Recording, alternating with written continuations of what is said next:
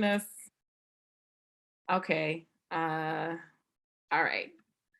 So yes, we have the Honorable Allie Greenleaf Maldonado, who is a citizen of the Little Traverse Bay Band of Odawa Indians and a member of the Turtle Clan. She's a nationally recognized expert on the Indian Child Welfare Act, the Michigan Indian Preservation Act, and drug courts. She's worked extensively with the State Court Administrative Office to bring Michigan into compliance with ICWA. Additionally, she is a frequent trainer and speaker in the areas of ICWA, MPA, and drug courts. In 2014, she was voted Michigan Lawyers Weekly Women of the Year. I was there, so it was really exciting to see her get that award. In 2015, she was privileged to be selected as the unsung hero for the State Bar of Michigan Representative Assembly. Moreover, in 2016, she was chosen by Harvard Law School as an honoree for the International Women's Day, recognizing her extraordinary work with students. In 2017, the Detroit News named her Michiganian of the Year. In 2018, she contributed a chapter to the New Press latest book titled Tough Cases. In 2019, Governor Whitmer appointed her to the Michigan Committee on Juvenile Justice. In 2020, she was elected to the Board of Directors for the National Association of Drug Court Professionals Board. In 2021, the Michigan Supreme Court appointed her to the Michigan Justice for All Task Force. Judge Maldonado and her husband are the proud parents of two wonderful children who I have met and spent time with both of them, so I can attest to that. Allie and I went to Michigan together. We were both active. I was active with the BALSA and I was a political action chair. And then I was also active with the NALSA as I've done, my background's in anthropology, and I've done my honors thesis on interrelations between Blacks and Native Americans, as I have Native American ancestry in my family. And so she saw I was a political action chair for the BALSA, and she said, y'all, you need to do that for the NALSA too. And so she's a good friend. She's, you know, she's a member of our group too. And with this being Native American History Month, I said, Allie, we want you to come out and, you know, spread the knowledge, give us your wisdom. And so I'm going to turn it over to the wonderful, fabulous Allie Maldonado. So welcome, Allie. Ani, Askibagash Gigido Indigenous, Wakanakasing Odawa Kwe, Mashike and Dodam. Thank you for that really nice introduction, Robyn. It's always good to see you. Good to see all of you guys that I know. My name is Allie Greenleaf Maldonado, and I just introduced myself to you in the language, the Odawa language, in order to invite any ancestors that are nearby to join us. And that way we will have a good meeting. I'm going to share a presentation with all of you. I want to give you a little warning that I have some video clips in it. One of them in particular has some violence against women and children that might be upsetting to some people. So when we get to the Little Big Man video clip, if that's something that might be upsetting to you, just a heads up and a warning. So Robyn, you said I can share? Yes, it should let you share. It says share simultaneously. Okay, great. Now, let me know if it's working, please. Can you see it? It says you're sharing, but I don't see what you're sharing. Oh, it's sharing now. Yes. Great. Okay. All right. So during Native American Heritage Month, we honor and celebrate the perseverance, rich diversity, and unique culture of Native Americans. I plan on touching, did it change? It hasn't changed yet. It's still, it's just, it has the title, Understanding Tribal Culture. That's, my screen is on something else now. That's bizarre. Let me see if I can get it back. Hold on. Apologize.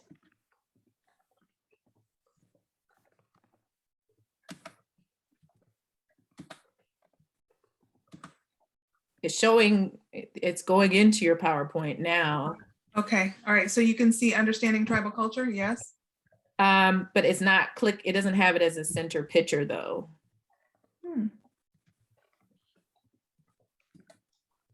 You don't see the agenda? I see it on the left. Do you see something else as well? yeah, I'm just seeing all the slides on the left, but it still has understanding tribal culture as the main. Let me try going out, escaping out of here. I am not sure. Judge, were you intending to run it as a slideshow while you talked, or were you intending to click on the slides individually? I was intending to run it as a slideshow. Is that what the problem is? Well, it should be when you open the share and you set it, if you click from beginning. But Okay. it should move I did that. on its own. Is it working now? No, you probably need to click the page down key to advance your slides. The page down key on your computer. Right. Well, I was advancing. Okay, I wasn't trying to advance it there. Can you see? Okay, we can see. Yes, ma'am. Perfect. Okay. Thank All you, right. Erica. Sorry You're about most that. welcome. All right. It's great that this is going to be on YouTube. So happy about that now. All right. So this is the agenda, some of the stuff that I'm going to touch on. Most Native people recognize that we have a great deal in common with the African American experience in this country. I think our communities have a mutual awareness of what the others has endured. So rather than just give you guys a classic academic presentation, I'm going to go out on a limb today, and I'm going to present you with a classic Native American style teaching. After all, my people are storytellers, and this is Native American History Month. Like superheroes, every nation and people has an origin story. The origin story of the Great Lakes Anishinaabeg is incredibly complicated, so I will share a simpler version of the tale. The first person who happened to be a demigod was a supernatural spirit named Nanabuju, and he had a companion, Mayingen the wolf. Nanabuju and his brother Mayingen overhunted the territory, and blood flowed everywhere. Their overhunting terrorized other creatures. The other animals met and planned a response. They decided to ask Mitsubishi, the underwater panther monster, to stop Nanabuju and Mayingen. And so the underwater panther killed Mayingen. Nanabuju, in revenge, then killed the underwater panther monster. The animals escalating this terrible conflict. In return, they flooded the world, killing nearly everyone. As a result, revenge nearly undoes the world. Now, this origin story of the Anishinaabe, well, it's different than the origin story of the United States.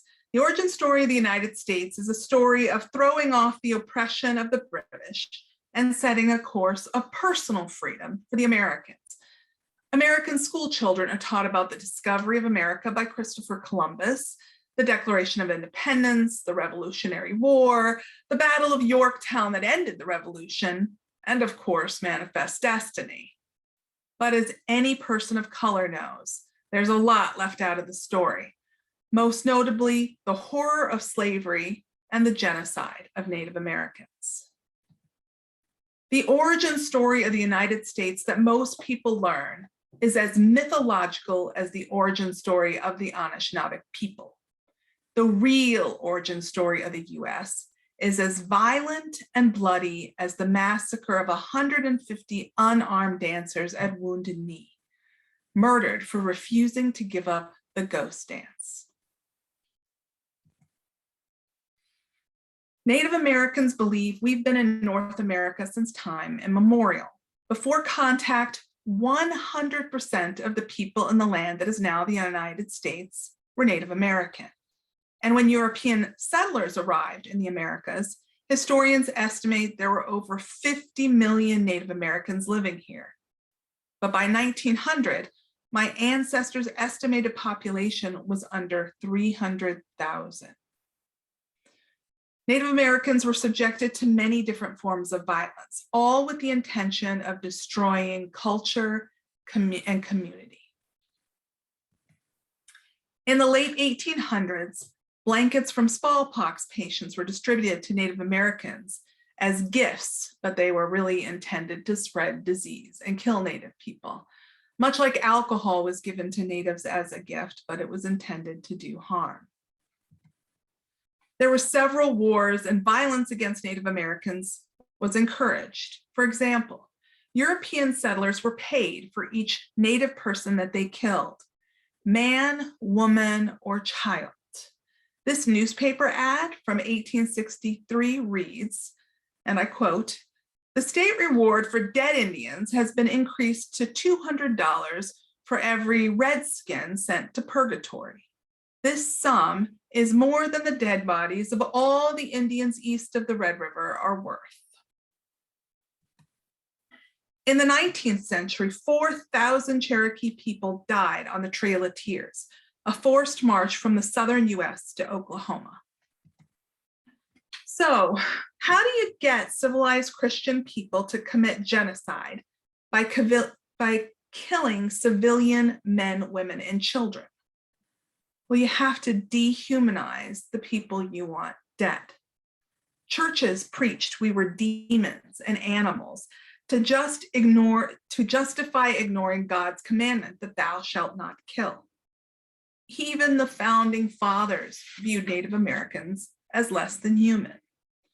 When King George of England issued the Proclamation of 1763, he drew a line down the Appalachian Mountains and essentially told the colonies that they no longer had the right of discovery of the quote unquote empty Indian lands west of the Appalachian. That right was now reserved solely for the crown. This upset the colonists. So a few years later, they wrote a letter of protest where they accused the king, and now I quote, of raising excited domestic insurrections amongst us and has endeavored to bring on the inhabitants of our frontiers the merciless Indian savages. They signed their letter July 4th, 1776. I am talking about the Declaration of Independence. Yes, believe it or not, in the Declaration of Independence, a mere 30 lines beneath the statement, all men are created equal, it refers to natives as merciless Indian savages, making it abundantly clear that the only reason that the founding fathers used the inclusive language, all men, is because that they had a very narrow definition of who was and who wasn't human. According to the Declaration of Independence, Native Americans are nothing but savages standing in the way of westward expansion.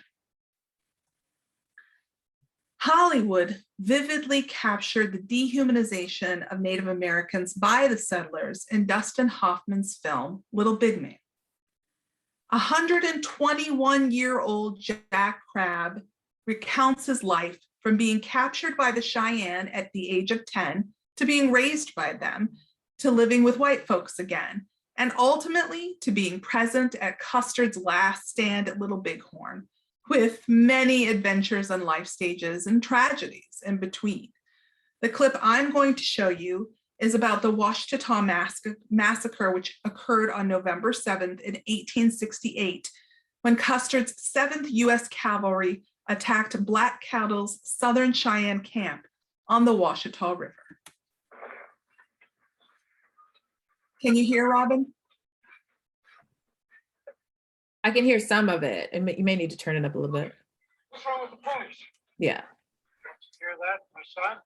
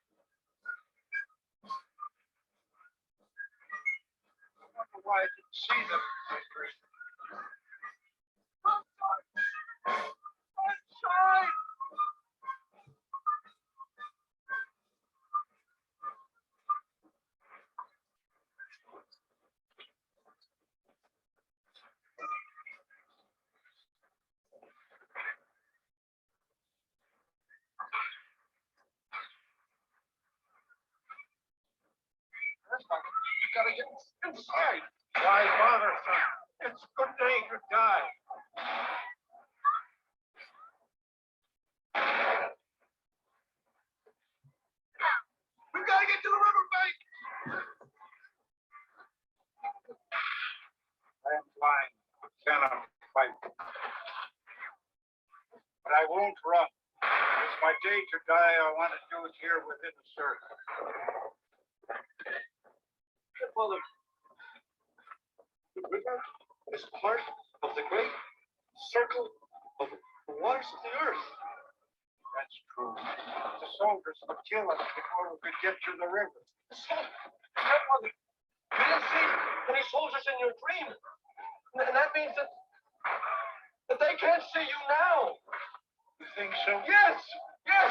What else did your dream mean? I think you're right. Then let's go to the great circle of the river. Invisible. I never been invisible before. Right. We're cut off. It doesn't matter. We're invisible. Wait.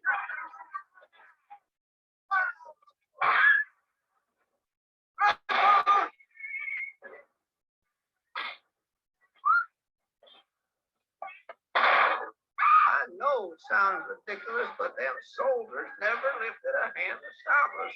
I reckon it was so crazy they couldn't figure it out. Or maybe they thought we was prisoners, even friendless, and old lodge-skin was grinning at them like a raccoon.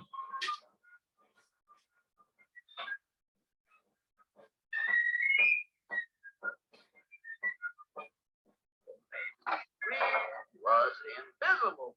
All I know is we walked right through 'em to the river.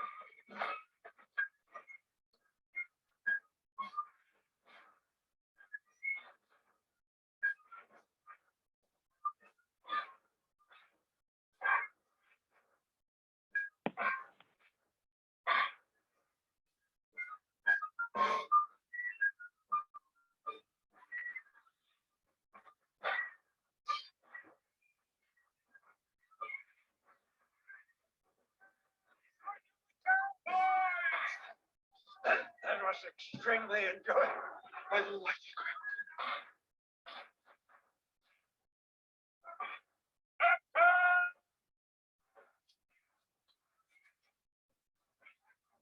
Captain, the Indian ponies. I beg your pardon, sir? That is my decision. I shall shoot the ponies. But sir, go ahead. Yes, sir. Young man, you're so reckless. All I tell you is convincing. But I didn't say anything, sir. You think it's shocking to shoot a few ponies? Well, let me tell you, the women are far more important than the ponies. The point is, they breed like rats. However, Lieutenant, this is a legal action. And the men are under strict orders not to shoot the women. Of course, they refuse to surrender. Isn't that correct? Yes, sir.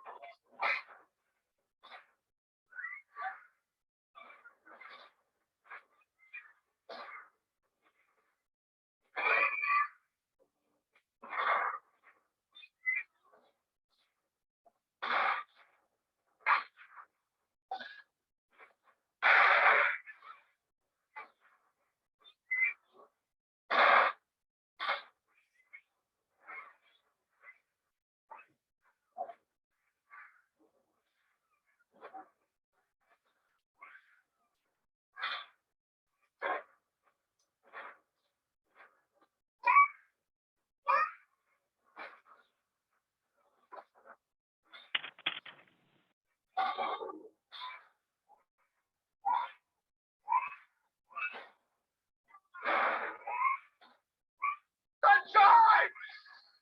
Run! Run!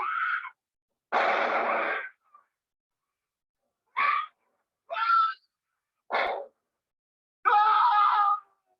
No!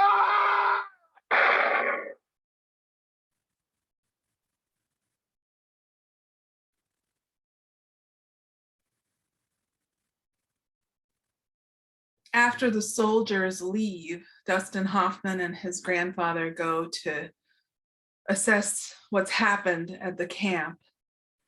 And Dustin Hoffman, he says to grandfather, "I don't understand it. Why would they kill women and children?"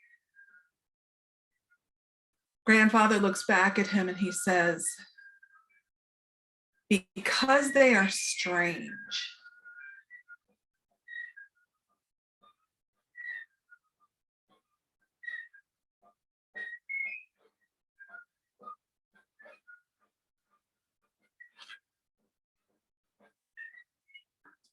The genocide of the Native American people was slow and difficult. After the wars, the germ warfare, treaties, and the breaking of treaties by the Americans, relocation to untillable dry lands, the discovery of gold and the gold rush, more relocation. Despite all of that, the quote unquote Indian problem still existed. What was the Indian problem? Well, Indians are still alive and still holding on to their religion, language, and culture. Thus, they ushered in the boarding school era. This is the boarding schools in the United States and Canada recently came into the national spotlight because of a huge unmarked grave in Canada of more than 200 Native American children at one of the boarding schools. What you may not have read about is they found a similar grave. I'm not sure how many bodies were in it, but it was a mass grave of Indian children at the boarding school in Mount Pleasant recently. And as a result, Secretary Holland, who's the Secretary of the Department of Interior, first Native American in that position, has started tribal consultations with the Native community. And I've sat in on some of those regarding the boarding schools. So this is a very hot topic right now. So this is a picture of the very first boarding school in the United States, and it was under the BIA, or the Bureau of Indian Affairs. And it was originally, the BIA was started as part of the Department of War. As you can see from this picture, it's old and faded, but behind the soldier with the gun is a barbed wire fence. And that fence and the soldier with the weapon, they're not there to keep bad guys out. They're there to keep children in. Because in order to civilize the Indian, policymakers purposely turned to our children.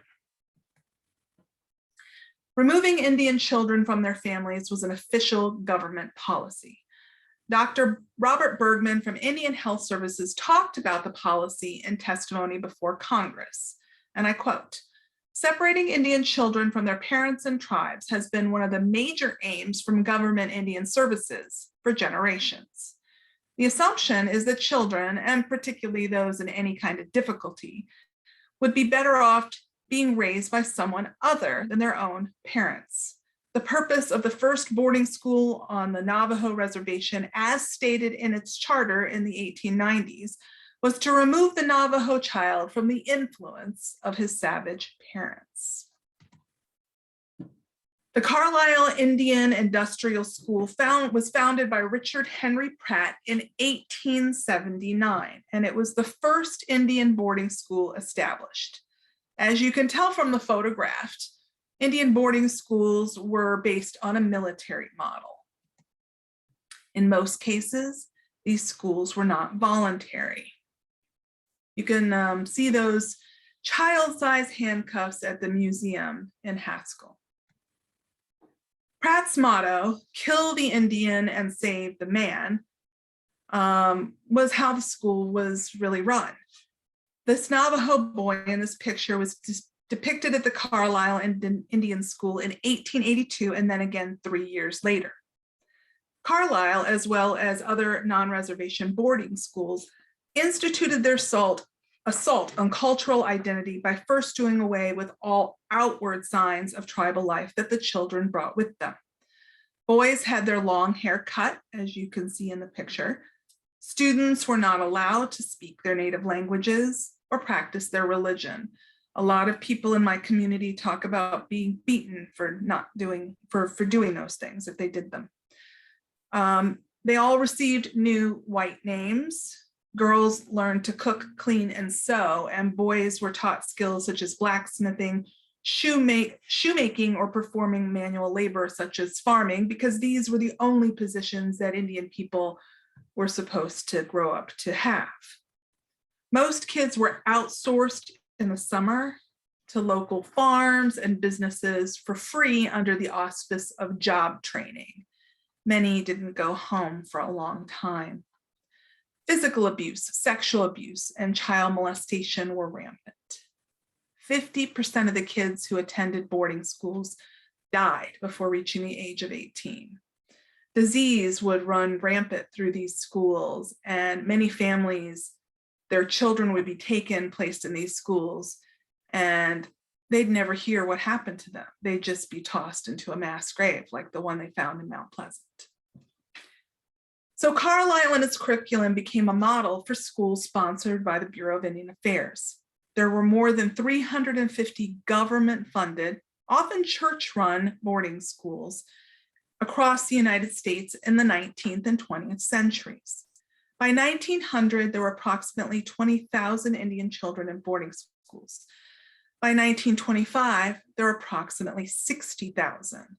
And by 1926, nearly 83% of school-aged Indian children were in boarding schools. So, what's the result of this government policy? Well, generations of Native people learned how to parent from BIA dorms. If any of you all are parents, I want you to think about where you learned to be a parent. Well, hopefully it was from somebody that loved you. Well, I can tell you with certainty that the federal government and boarding schools don't make good, loving parents. Most Indian boarding schools in the US were closed in the 1970s, except for the Holy Childhood School, which is located where I live, a few miles from here in Harbor Springs, Michigan. It closed in 1983. The boarding schools, they broke the fabric of Indian families, and they traumatized Native people. The intent was to completely transform people inside and out. Language, religion, family structure, economics, the way you make a living, the way you express emotion, everything. The government's objective was to erase and replace Indian culture as part of a larger strategy of conquering and assimilating Native people. What they really accomplished was making a group of cultural orphans. In the 1970s, tribes from across the country went to Congress and testified under oath about the detriment of the federal and state government's well-established policy of removing Indian children from their families and tribes. The practice of systematically removing and disconnecting Indian children went on for more than 100 years. And particularly disturbing to Congress was the fact that the massive removal of Indian children from their families was not being done by some rogue individuals, but instead came from official government policy.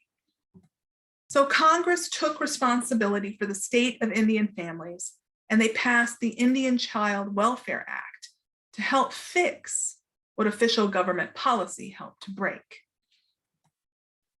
The Indian Child Welfare Act ended the official government policy of removing Indian children from Indian homes and communities, and it put Indian tribes in the position of deciding the best interest of their children.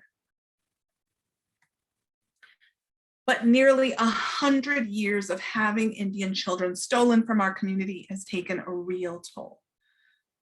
Statistical and anecdotal information show that Indian children who grow up in non-Indian settings become spiritual and cultural orphans.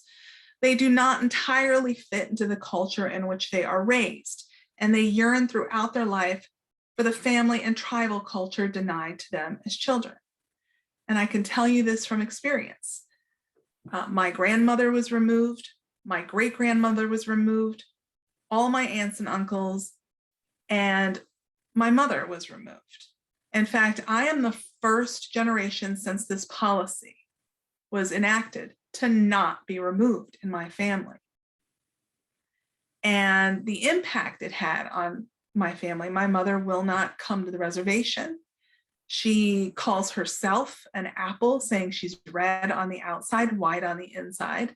In her experience, when she was removed, she was placed with a Mennonite family to basically be a domestic worker. They told her, they cut her off from her family and her tribe. and they taught her to be ashamed of being Native American. She was told to lie and say she was Armenian instead of Native American. She wasn't allowed to practice any of her Native religion or culture, and they tried putting Clorox on her skin to lighten her because my mother was pretty dark. But this is not an uncommon experience, unfortunately. In fact, in my community, there's not one single person that I know that hasn't been impacted from this policy. Many Native children raised in non-Native homes experience identity problems, drug addiction, alcoholism, incarceration, and most disturbingly, suicide. They live on the fringe and they bear deep historic trauma. One of my people's stories explains it really well. By the way, the art, this piece of art and another piece are compliments of my daughter. The Anishinaabe people know stories about young people who mysteriously fall sick and walk on into the world of the dead, but they are not dead. In one story told by my people, the Waganakasing, a young Anishinaabe man named Petoskey was betrothed to a woman named Winona when he fell ill and collapsed. He was the strongest of the young men at the Waganakasing, with the finest hunting and sporting skills. Winona, along with Petoskey's mother, Nokokwe, watched over him, but he did not emerge from the coma. Then, suddenly, Petoskey rose from his bed, shrieking a piercing scream, and floated out of the door of the lodge. Winona and Nokokwe jumped up and followed him out of the door, calling his name, but he would not respond. They followed him, but he kept walking supernaturally fast away from the lodge, heading west. No matter how much they ran, they could not keep up with him. Eventually, Winona, tired and despairing, stopped her chase, but Nokokwe continued. Exhausted and spent, she lost sight of her son in the night, but she continued onward anyway. Nokokwe, she knew her Anishinaabe teachings, and she realized she was headed west on the ghost road, towards the world of the Anishinaabe dead. Still, she had not stopped. She believed it was not time for her Petoskey to walk on to the next world. And she continued onward no matter how hopeless matters seemed to bring him back. She walked into the dark woods, barely able to see the trail until she heard a rushing sound. The sound grew louder and louder as she approached. She realized the sound was the river of death. As she approached, she saw a massive dead tree splayed out over the water, ostensibly the bridge over the river of the dead. The tree looked very old and rotted, and the footing looked positively treacherous. Then she saw the river itself, which gave off a thunderous sound. The water rushed powerfully down a steep gorge. The river twisted viciously through the forest like a snake. She could see that a fall into this river would mean being lost forever. A little way up, Nokokwe saw a small lodge. She approached and knocked on the door. A Mishomis, or grandfather, opened the doorway and started when he saw Nokokwe. "Ani, sister," Mishomis said in a greeting. Nokokwe asked Mishomis for help, but he shook his head. "You don't belong here." "My son Petoskey came through here. I want to find him and bring him home." The elder man nodded. "I saw him. He walked right past me." The Mishomis explained that it was his job to warn the newly deceased Anishinaabe people, some of whom who didn't realize they were dead, about the river of death and the passage over the bridge. Apparently, Petoskey was still alive, but he walked so quickly that Mishomis couldn't stop him and send him back. He agreed to help, but he warned Nokokwe that the longer that they stayed in the world of the dead, the more torment they would suffer. Their living minds were not prepared for death. The journey ahead would be extremely difficult. They embarked on a journey filled with horror and danger, but also wonder and beauty. Nokokwe found her son just in time to get him out before it was dark, and she crossed the river over the bridge of the dead just in time. Please raise your hand for me if you're a parent. I can feel Nokokwe's desperation and pain because I too would travel to the land of the dead to save one of my children. This story has a happy ending, but for my grandmother and my great-grandmother, all who watched desperate and helpless as their children were taken away from them, their stories left them in their own kind of hell on earth. So this policy of removal, it's just another page in the US government's history of Indian hating. The US government has embraced racist policies against Native Americans in other ways. Congress passed a law in 1832 prohibiting the sale of alcohol to Native Americans until 1953, when Congress gave tribes control over alcohol policies in their communities.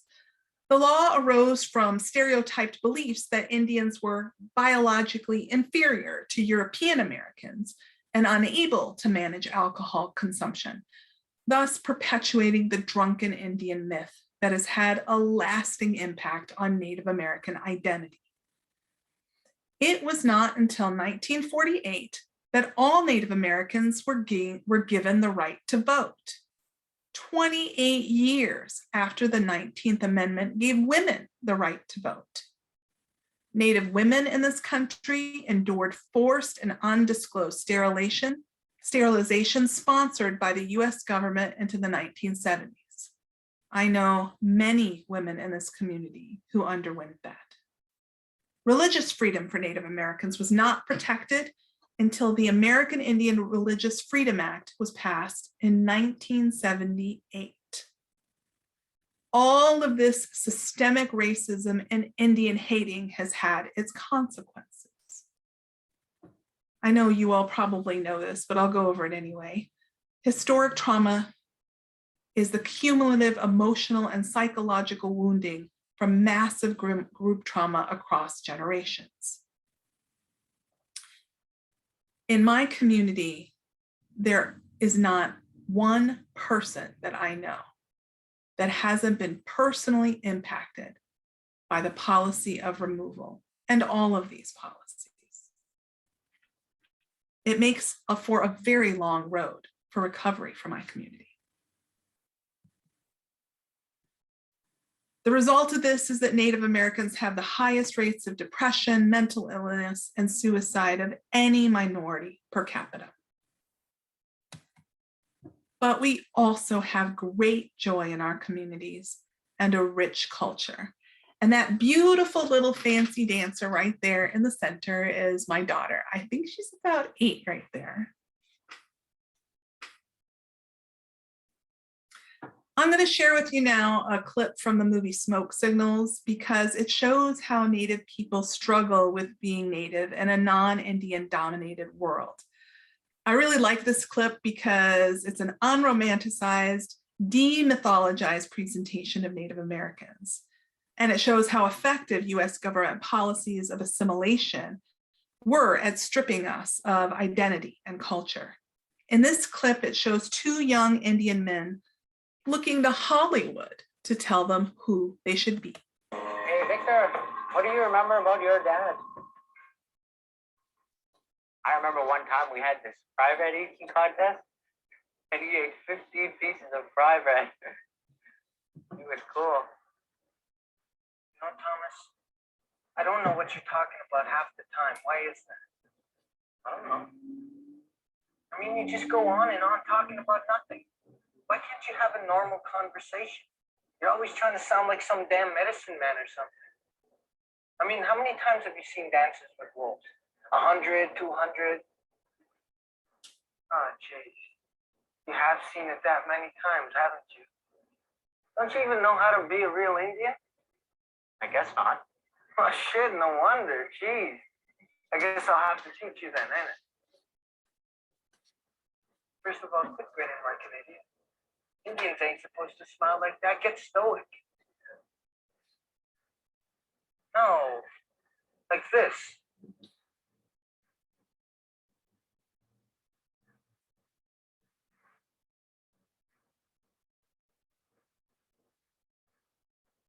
You gotta look mean or people won't respect you. White people will run all over you if you don't look mean. You gotta look like a warrior. You gotta look like you just came back from killing a buffalo. But our tribe never hunted buffalo. We were fishermen. What? You want to look like you just came back from catching a fish? This ain't dances with salmon, you know. Thomas, you gotta look like a warrior. There, that's better. And second, you gotta know how to use your hair. My hair? Yeah, I mean, look at your hair. It's all braided up and stuff. You gotta free it. Indian man ain't nothing without his hair. And last, you gotta get rid of that suit, Thomas. You just have to.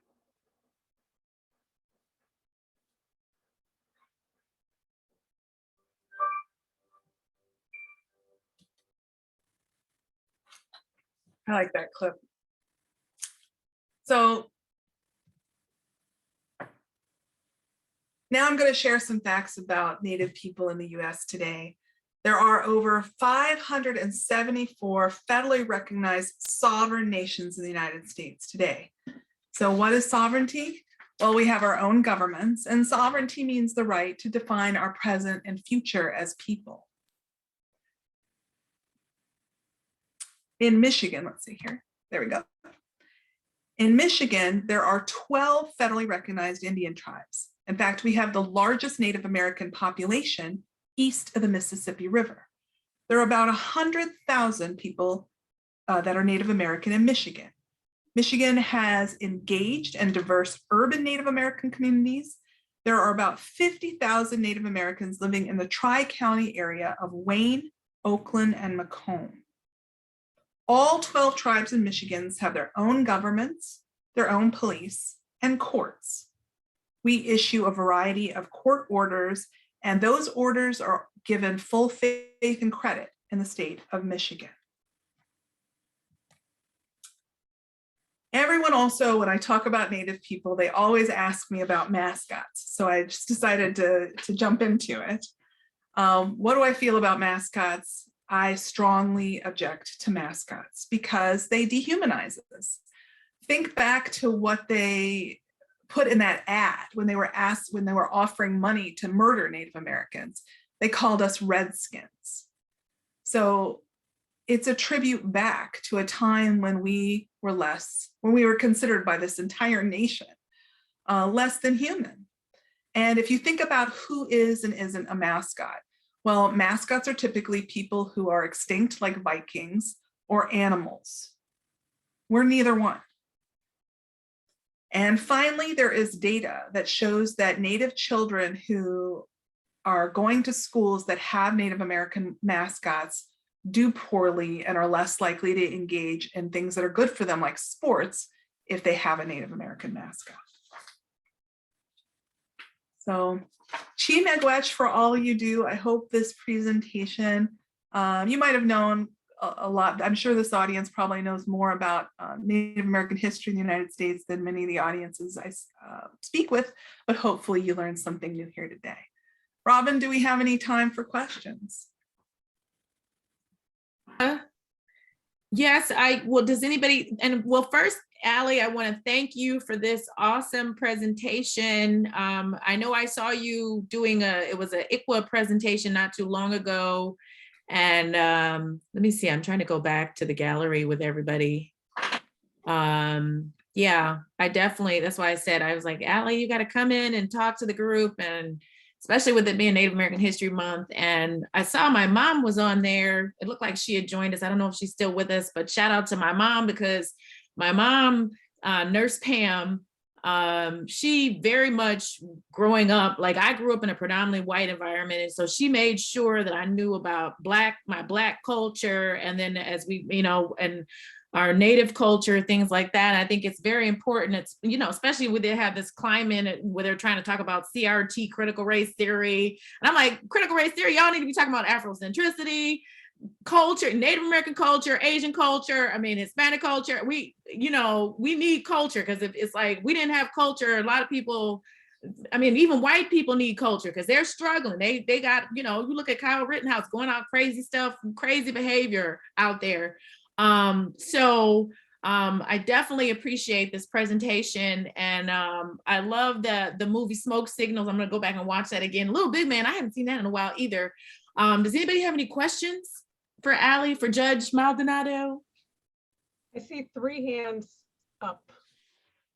Yeah, I don't know. Do you guys have your questions up? Is that from when she was asking about, do you have children, or does anybody have any questions? I have a question. Okay. That was Delisha. Hi, Delisha. Hi, thank you so much for the presentation. I'm actually from Seattle, from California through Seattle. And so I've had the benefit and privilege of knowing, in fact, my younger sister's father is 50%, I want to say Cherokee, but I don't know. I'm not even going to start stories, but it is some Indian tribe in California. And had a lot of powwows and other things like that.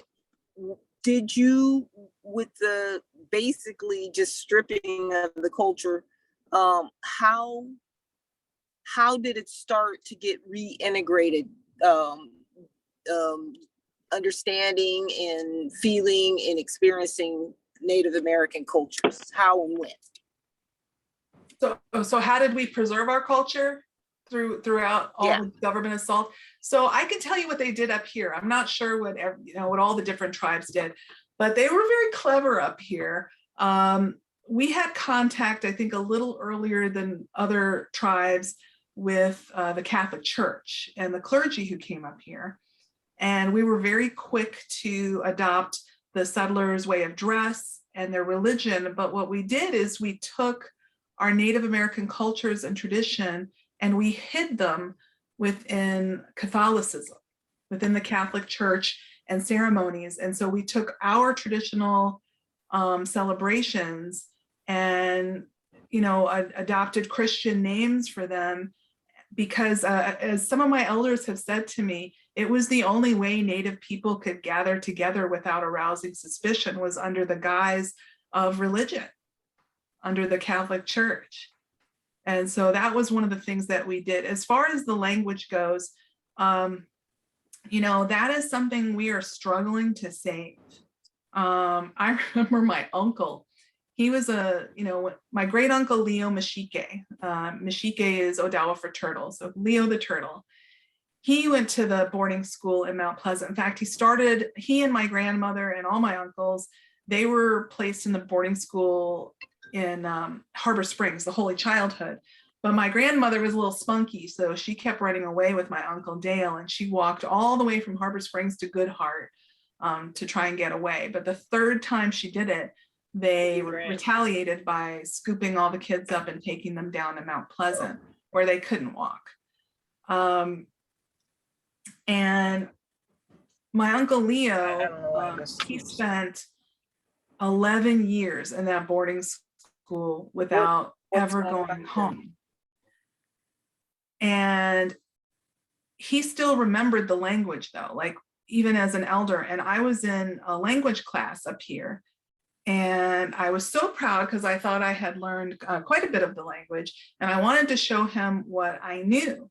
And so I gave him like a little recitation of all the Odawa words that I had learned and phrases, and he smiled and he looked so proud and he was shaking his head. And when I was done, I was waiting for my encouragement, and he said, "Boy, they don't pronounce things the same way as they used to anymore." So I'm thinking I didn't do that great, but I think what he was trying to say is that we haven't done a great job of being able to keep our language. We're struggling to do that now. There's only a handful of people who speak the language anymore, and that's something that we're spending a lot of time and money on trying to remedy. One of our dreams is to have our own immersion schools. Because if we can have schools that from, you know, preschool all the way through high school, people speak Odawa in them, then that would be a way to keep the language. But even the culture, Frank Edwigishik, our traditional pottery disappeared and he revived it. And he is, him and his son, I think, are the only two doing traditional pottery. And there's only a handful of Odawa quill workers still doing it. And we have a Wasan, is a basket maker, and she teaches basket making. But these things are getting lost and people need them because, like Robyn was saying, you know, what culture and community provide? It's a purpose and a place. And all people are desperate for a purpose and a place. And I think that's a lot of what this society, by becoming, you know, so decentralized, you know, by everybody being all spread out and having all these big cities and stuff, so many people are hungry for that community, that purpose, that place. But Odawa people too. But if any of you have any plans on coming up here in November, they're doing a wonderful exhibition of traditional Odawa artwork. Oh, you know what? They're also taking this to Michigan State University. I think it's going to be in the new year, but you can see our beadwork and our quill work and our basket making on display from young artists that are trying to keep these traditions alive today. So thank you for the wonderful question. I appreciate it. Okay, and then I see a question from Nurse Pam and then Rita. Hi, Mrs. McCoy. Does she do? Nurse Pam, do you have a question? I don't know. She may be a little bit. If you can you ask the question, or you want to put it in the chat if you're. She's she's new to Zoom. Do you hear me? Oh, we can hear you. Go ahead, ask the question. Okay. I was saying that I had my hand up because Allie asked about if you're a parent, raise your hand. That's why my hand was raised. Oh, see, that's what I told Rita. Rita was saying that too in the chat. Okay, you don't have any questions? Hi, Allie. And the other thing is I did have comments, which I did put in the chat. I was just saying that it's a wonderful presentation, Allie. Thank you so much. And there's lots of commonalities with the African-American culture as well as with the Indian culture. And yes, being raised Roman Catholic all the way through high school, from infancy to, through high school, there's a lot of capitalistic assimilation to colonize. And it's not just here in America, but it is, that's what we're talking about, but it's also universal. It's still going on, and it's economically driven to take the land, the resources, and to control the people. And if you don't assimilate, you get destroyed, or there's basic genocide going on with within those populations, Indian, African-American, Asian, you name it. If you don't go along with the good old boys, then, you're on the genocide depopulation list. So that was more of a commentary than a question. Yeah, Thank you. Oh, I'm sorry. Our community understood that probably pretty early on. We were able, because we, took on the dress and started to farm instead of running, hunting and following the traditional trade routes. We were able to convince the Catholic Church that we were good Indians, and they actually worked with us and went to Washington, and they were pretty pivotal, in fact, in convincing the US government. We were scheduled to be marched out of here and moved west, and we were able to stay and keep our land because the Catholic Church thought we were good Indians. Right. That's interesting. Right. Rita, you had a question? Yes, thanks so much. This is great that you're presenting this information and education regarding the Native American culture. Now, this could be, however, a very social issue. As we see, Nurse Pam indicated, there's a lot of commonalities amongst the African American community and the Native American community.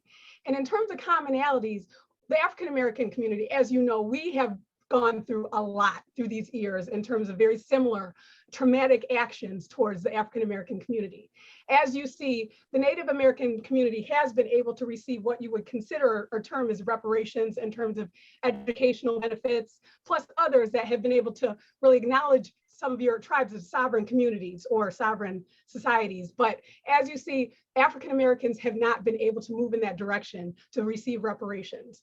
So I'm just, my question is, in terms of organizations or the Native American community, what is your, or what do you know of the Native American community's perspective on the African American community receiving reparations? And are there any organizations that are looking to back the African American culture to be in that direction to receive what we really are due at this moment, and have from the past have been due? I haven't read anything about that particular issue, but I would guess that the National Congress of the American Indian would be probably the best national organization to put out. If there's a statement, they would have put it out, and I will make a note to myself to Google that so I can better answer this kind of question next time. But I haven't heard anything. There in Michigan, the organization is oh gosh, not the Midwest Sovereign Alliance of Tribes. I cannot think. There's a Michigan organization that all 12 tribes are head of. Frank Edwin-Gishik is the executive director, and I will also ask him if they have put forward any kind of resolution and support, and I will email that information back to Robyn. And there's that activist lawyer, Jassy Ross. He was on. He's cool. I know him. He was just talking. I posted it on my Facebook today because he was on MSNBC, and he was talking about the shared experience of Native Americans and African Americans as far as the just genocide and police brutality. And so he's always talking about reparations, and I think he would be a good person to connect with. Because I think he definitely, he's talked about reparations for Blacks and just atonement, reparations for the Indians that were in the boarding schools, things like that. Like when I hear about ICWA, because I took Native American, Allie and I, we took Native American law. I took a lot of Native American cultural classes too when I was in undergrad, but at law school as well. And when I hear about ICWA, I'm like, we need, Rita and I, we work on neglect and abuse cases. We need our own version of ICWA in the Black community because of the high concentration, high numbers of Black children that are ripped away from the Black community. I did hear about a group in Minnesota that was trying to do something like that, but I mean, we need it. And we have the school to prison pipeline. There's just like, when I'm hearing about the boarding schools, there's just a lot of similarities going on, with the Black and Native American community. Hispanic, it's Black and brown and red. It's just a lot of similarities going on with our experience here in America. Well, truth be told, I mean, honestly, my view, we need to take the entire child welfare system and reimagine it, because it doesn't work for anybody. Right. I mean, the data, it doesn't get the results that kids deserve. And it's really about punishing bad parents without any thought to what that does to children. Right. And what that does to, there's this idea that you could pluck a child out of a troubled home and place them in some Leave It to Beaver foster home that you basically imagined in your head, because those don't exist. And that child will do so much better, like a potted plant being moved from one window with no sunlight to another. Well, children are not potted plants, and foster care with strangers is not a neutral. It doesn't work for any kid. We have the data that shows that 1 in 4 kids that's in foster care is perpetrated on. 1 in 3 kids in foster care ends up with PTSD. 1 in 4 kids is diagnosed with some kind of mental health disorder, at least 1. And if you have the unfortunate experience of aging out of foster care, within 2 to 4 years of aging out of foster care, you have a 60% chance of being unemployed, homeless, pregnant, in jail, or dead. Yeah, Intertribal Council of Michigan is one. Thank you, Angela. So yeah, our foster care system, we need to be honest. that it doesn't work for anyone. And ICWA is the gold standard. Why don't African American children and all children get the protections and that ICWA provides? That's what I would like to see happen. We could just rewrite the law so that we're not just doing this for Native kids, we're doing this for everybody because every kid deserves it. Right. No, definitely. I know that at the Wayne County Court, they have an aging out committee, and I know Michigan Children's Law Center, where I work, where I used to work rather, they have been partnering with the court to work with kids that are aging out, because they're just seeing some of the kids that they're worse off than if they have been left with their family. You know, and it's unfortunate. So Shirley, I see you have your hand raised.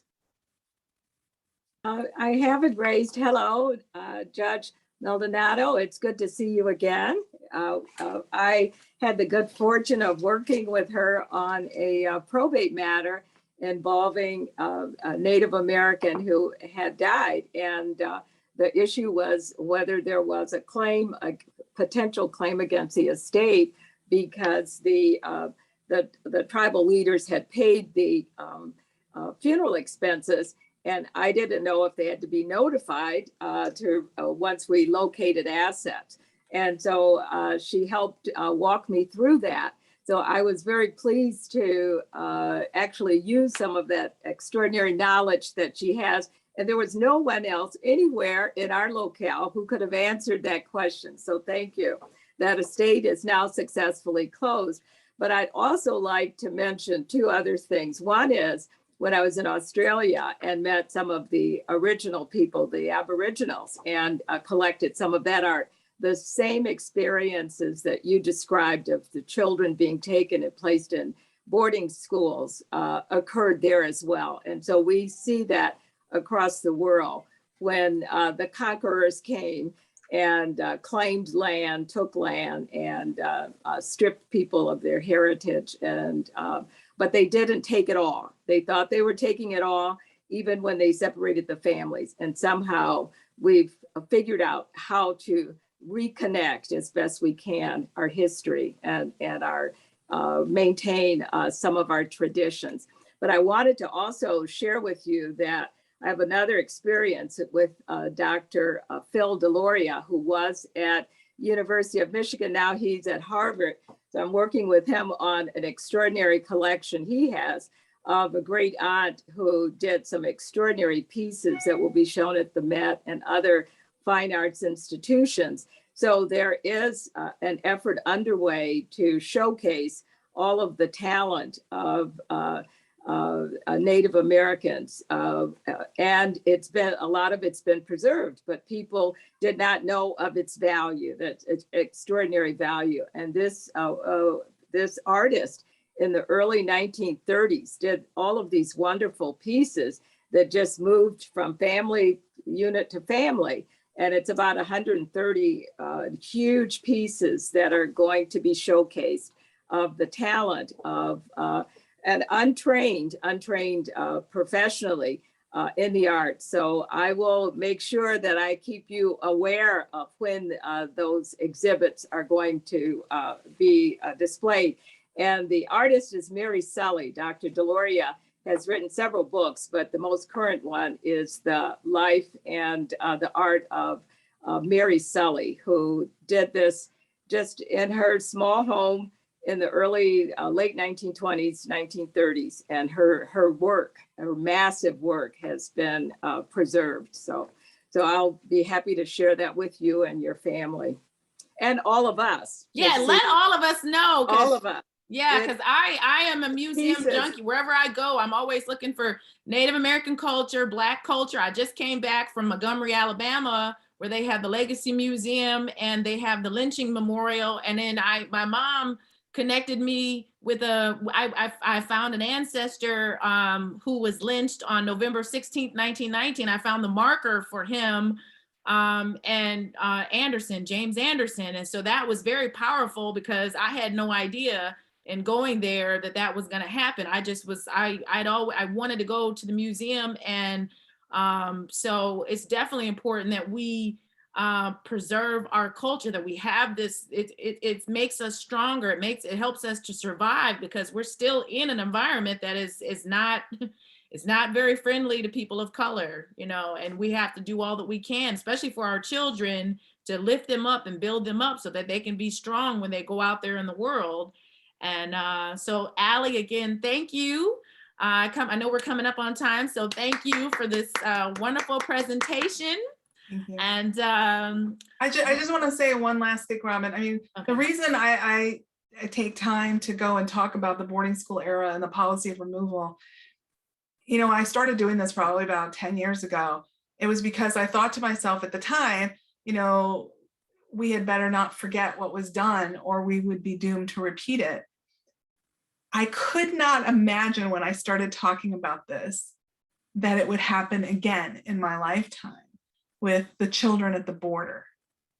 And it was one of the most painful things I've ever lived through, is seeing that policy reenact what has been done to so many groups of color throughout history, removing their children, putting them in cages to punish, you know, again, to punish parents that they don't like the behavior of parents, with no concern in the world for the impact it has on our children. So, I mean, we can't stop talking about these things. We can't stop condemning these things, because clearly we're not beyond experiencing these things if we don't say no. Right, for sure. So there's just, we have a lot going on. I mean, we're waiting on the verdict for Ahmaud Arbery. I mean, we have to be safe, our families, our loved ones. That's why, you know, I continue to do, Allie had me come up and talk, or virtually, I was supposed to go in person and talk about what to do and stop by the police. So I still will be doing those programs because we need to, you know, we need to know how to survive in this culture, in America. So, okay. Well, thank you, everyone. I hope that you guys all stay safe, and look out for the cocktail sip. It's virtual. Look out for the information about that. And then also the expungement event and the judicial events that are coming up. And everybody have a blessed day. Stay safe. And until the next meeting. Meg Wedge. Bamapi. Yeah, Bamapi. Bye-bye.